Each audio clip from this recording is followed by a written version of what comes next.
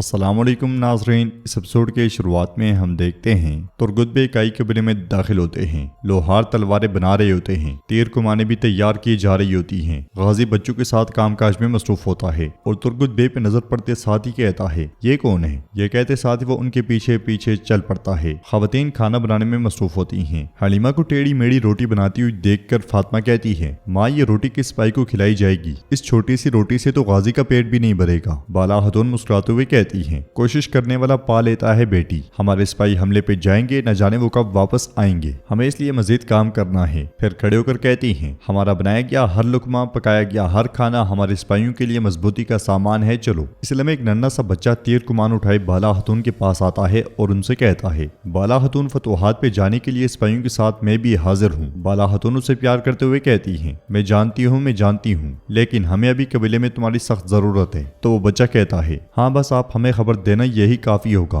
इसलिए में उसका साथी बच्चा आता है और उसे वहां से ले जाता है। बाला खतून खवातीन से कहती हैं, फतुहात सिर्फ तलवारों से नहीं हो सकती बहनों, रोटी खाने और दुआ से मुमकिन बनती हैं। आग में जलने वाले हर अंगारे और दस्तरखान की हर रोटी में फतह की खुशबू होनी चाहिए। तुर्गुत बे बुलंदी पर पहुंचते हैं और बाला खतून की बातें सुनने लग जाते हैं और वो कहते हैं कि बहू हमेशा अपनी सास जैसी होती है। ठीक कहते हैं, वाह माशाल्लाह। इसलिए में गाजियों के पास पहुंचता है और पूछता है, तुम कौन हो? कहीं तुम मंगोल नौकरों में से हो? तो तुर्गुत बे कहते हैं, हाँ बिल्कुल, मैं यहाँ उस्मान साहब को जानने के लिए आया हूँ। गाजी उनसे कहता है, उस्मान साहब नहीं है, वो शहनशाह से मिलने गए हैं। तुर्गुत बे कहते हैं, तो उस्मान साहब शहनशाह से मुलाकात करने जितने ताकतवर हैं। गाजी कहता है, आप उस्मान साहब को बिल्कुल भी नहीं जानते, सरहदों पे उनका सिक्का चलता है। क्या आप ये कुल्हाड़ी इस्तेमाल करते हैं? फिर कुल्हाड़ी पकड़ते हुए कहता है, क्या आप मुझे भी इस्तेमाल करने का तरीका सिखा सकते हैं? तो तुर्गुत बे कहते हैं, मुझे बताओ दोहरी तलवार वाले बहादुर, तुम्हारा नाम क्या है? तो गाजी कहता है, मेरा नाम गाजी अल्प है। तुर्गुत बे उससे कहते हैं, ठीक है मैं तुम्हें सिखा दूंगा, लेकिन तुम भी मुझे बताओ कि सरहदों पे क्या सूरत हाल है। गाजी खुश होते हुए कहता है, बताऊंगा। इसके साथ ही वो दोनों आगे बढ़ जाते हैं। दूसरी तरफ उस्मान साहब अपने साथियों के साथ एज़निक किले के बाहर पहुंचते हैं और कहते हैं, इन सरहदों की किस्मत का तयन एक बार फिर से एज़निक में किया जाएगा। देखते हैं कि यहाँ की जाने वाली गुफ्तगू हमारे लिए फायदा लाएगी या दुश्वारी। बुरहान पूछता है, शहनशाह की जानिब से हमारे यहाँ बुलाए जाने का मकसद क्या होगा? तो उस्मान साहब कहते हैं, इन सरजमीनों पर खेल कभी खत्म नहीं होते, नया निजाम तश्कील दिया जाएगा। हम देखते हैं कि हमने किस तरफ होना है। इसके साथ ही वो सब किले में दाखिल होते हैं, जहाँ पे खड़ा कमांडर उन्हें देखते हुए कहता है,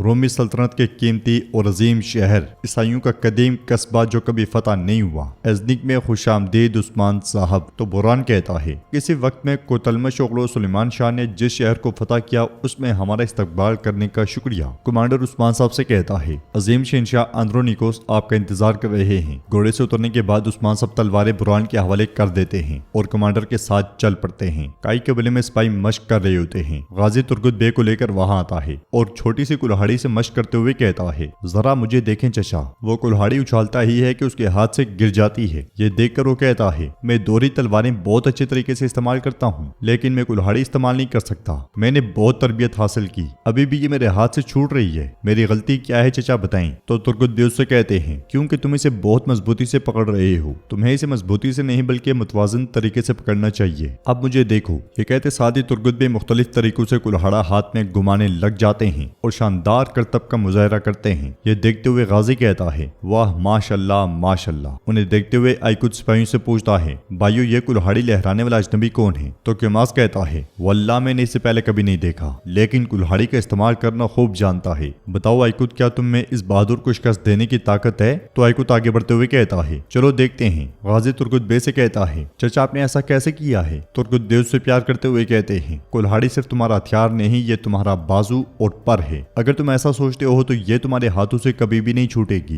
गाजी उनसे कहता है, चचा जो आपका हुक्म। वल्लाह आप तो बहुत अजीम निकले। इसलिए मैं आइकुद उनके पास पहुंचते हुए कहता है, तुम बहुत शानदार तरीके से कुल्हाड़ी लहरा रहे हो बूढ़े। जवाबन तुर्गुत बे उससे कहते हैं, अपनी तारीफ करना बचगाना हरकत है, लेकिन अल्लाह के हुक्म से आज तक मेरे बाजुओं को शिकस्त देने वाला कोई बहादुर मेरे सामने नहीं आया। ये सुनते साथ ही आइकुद अपने साथियों की जानिब देखता है और उनसे कहता है, तो फिर मैदान में आए और अपनी बहादुरी दिखाएं। जवाबन तुर्गुत बे कहते हैं, हम कभी भी मशक करने से पीछे नहीं हटे, चलो अपनी महारत दिखाओ। ये सुनते साथ ही आइकुद बाला निकालता है और हमला कर देता है। तुर्गुत बे उसके हमले से बचते हैं, बाला गिराते हैं और आइकुद को जमीन पे पटक देते हैं। बाला फिर से उसे देते हैं। आइकुद दोबारा हमला करता है मगर 2 और बार जमीन पे पटखा जाता है। आइकुद के इशारे पर क्योमास उन पे हमला करता है। तुर्गुत बे उन دونوں کے ساتھ ایک ساتھ نبٹتے ہیں اور انہیں دھول چٹاتے ہیں۔ شکست تسلیم کرتے ہوئے وہ دونوں کھڑے ہو جاتے ہیں اور ترگت بے سے پرجوش انداز میں ملتے ہیں۔ شامل ان سے کہتا ہے واللہ ماشاءاللہ، انہوں نے آپ کو بوڑھا کہا لیکن آپ نے دو سپاہیوں کو ناکو چنے چبوا دیے۔ ایکت ان سے کہتا ہے ذرا بتائیں میری گردن زمین پہ لگانے والے، میرے ہتھیاروں کو گرانے والے اس عظیم بہادر کا نام کیا ہے؟ تو ترگت بے کہتے ہیں میں الہی کلمت اللہ کے مقصد میں جہاد کرنے والا ایک سپاہی ہوں، میرا صرف اتنا تعارف ہے۔ میں عثمان صاحب سے ملنا چاہتا تھا لیکن میں نے سنا ہے کہ وہ شہنشاہ سے ملنے گئے ہیں۔ وہ کیوں گئے ہیں کیا کوئی جانتا ہے؟ تو کیماس کہتا ہے وہ کیوں گئے ہیں ہم نہیں جانتے، ہم بھی اپنے سردار کی راہ تک رہے ہیں، منزل کیا ہے عثمان صاحب کے آنے پہ واضح ہو جائے گی۔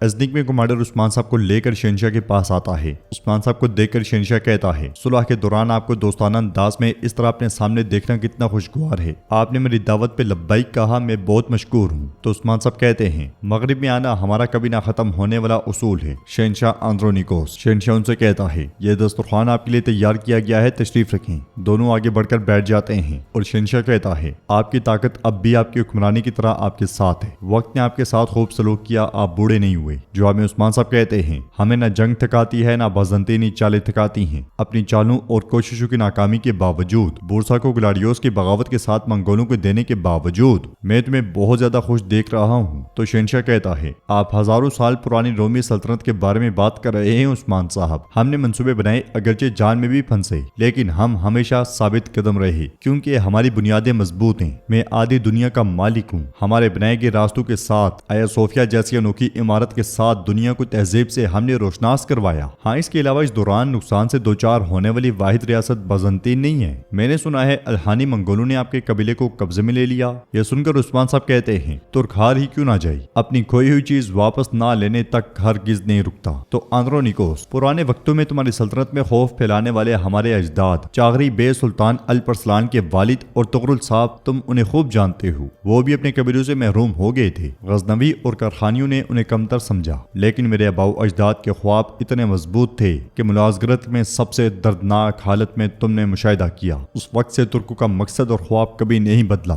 ہم اپنے قبائل کھو دیں تب بھی سب سے مشکل ترین وقت میں بھی جانتے ہیں کہ مزاحمت کیسے کی جاتی ہے، ہم ہمیشہ جانتے ہیں کہ ریاست کیسے قائم کی جاتی ہے۔ تو شہنشاہ عثمان صاحب سے کہتا ہے اب یہ ذاتی رنجش یا خلش کے بارے میں نہیں ہے عثمان صاحب، صورتحال سردوں کے مستقبل بازنطین اور کائی قبیلے کی قسمت کے لیے اتحاد کا تقاضا کر رہی ہے۔ تو عثمان صاحب کہتے ہیں شہنشاہ جب میں نے آپ کی جان بچائی تو آپ نے مجھے امن کی پیشکش کی لیکن اس امن نے صرف ہمیں دھوکہ دیا۔ شہنشاہ ان سے کہتا ہے جب منگول یہاں اپنی فوج لا رہے ہیں اتحاد سے غداری سردوں پہ تباہی لائے گی، اب اس کے برعکس میری خواہش یہ ہے کہ اتحاد جو دفاع کے لیے شروع ہوا تجارت کے ذریعے ترقی کرے، ہم ایک مشترکہ بازار قائم کر سکتے ہیں، آپ محصولات ادا کیے بغیر تجارت کر سکتے ہیں۔ یہ سن کر عثمان صاحب کہتے ہیں اگر میں صحیح سمجھا تو اس خطے میں ان سرحدوں میں کائی کی ترقی اور اس کی نشوونما سے آپ کو ڈر نہیں لگتا کیا؟ تو شہنشاہ کہتا ہے روم کسی سے نہیں ڈرتا عثمان صاحب، جب تک آپ اتحاد کے وفادار رہیں گے اور مغرب کے خلاف جنگ نہیں کریں گے۔ اگر کائی قبیلہ اپنی سرحدوں میں مضبوط ہو گیا تو یہ ہماری مشرقی سرحدوں کی بھی حفاظت کرے گا۔ وہ منگول جس نے ہمیں بورسا سے محروم کیا اور جس کی خدمت اس کتے گلاڈیوس نے کی، اگر آپ نے اولوکچار کو شکست دی تو عثمان صاحب پھر ہم دشمن نہیں رہیں گے، ہم ہمیشہ دوست رہیں گے۔ یہ سن کر عثمان صاحب کہتے ہیں شہنشاہ آپ کہتے ہیں کہ آپ کو کسی سے ڈر نہیں لگتا